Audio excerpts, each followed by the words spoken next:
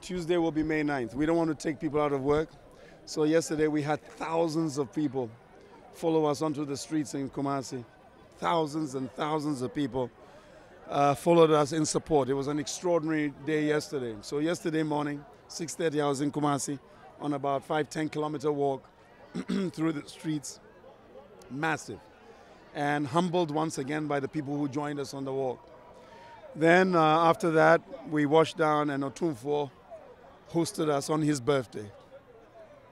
Great day for us. Humbled because Otumfuo is my father. You know, when my father died, he came to the funeral and he made mention of that in public.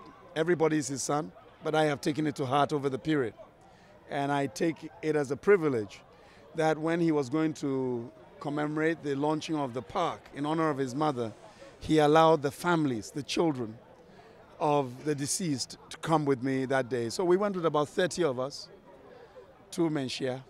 We were given a guest of honor positions.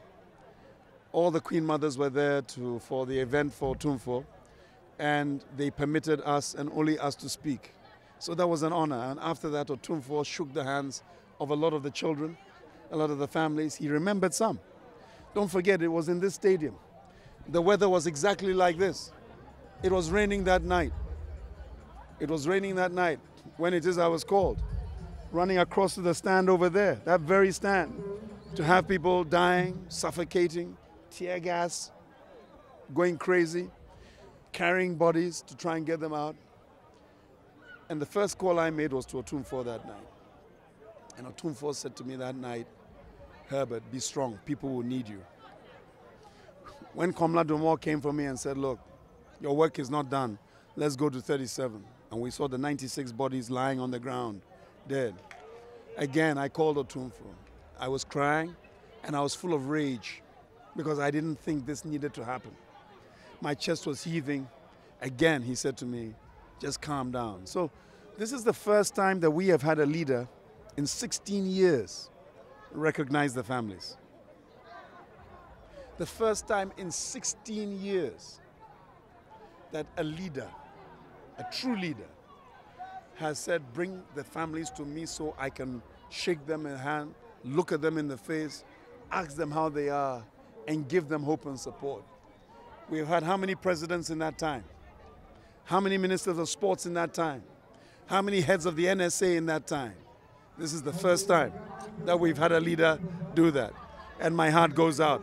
On Friday, we were at the mosque with the chief imam, who is like a big brother to me. You know, I tell people when I was chairman of Kotoko, I'm an Anglican, but I used to go to the mosque. Any challenge, I would go there. I think I converted a lot of them from Cornerstone to Kotoko. You know, the mosque is full of Cornerstone supporters. And we have a special relationship. And as I said, even though I'm not a Muslim, I respect all faiths. And I love anybody who stands for what truth faith is about in their religion.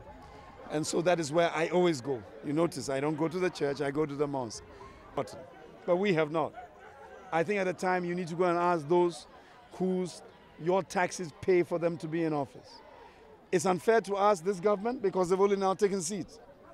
But over the 16 years, you should have been asking all the previous ministers of sport who, when we say they've done nothing, they become offended and issue some kind of immature rhetoric to try and balance the impotence of their positions. You need to go back and ask them. You are journalists. A lot of you fail in your jobs. We have journalists who have followed us over the years and have made it an event that nobody will forget. And I take my hat off to those guys.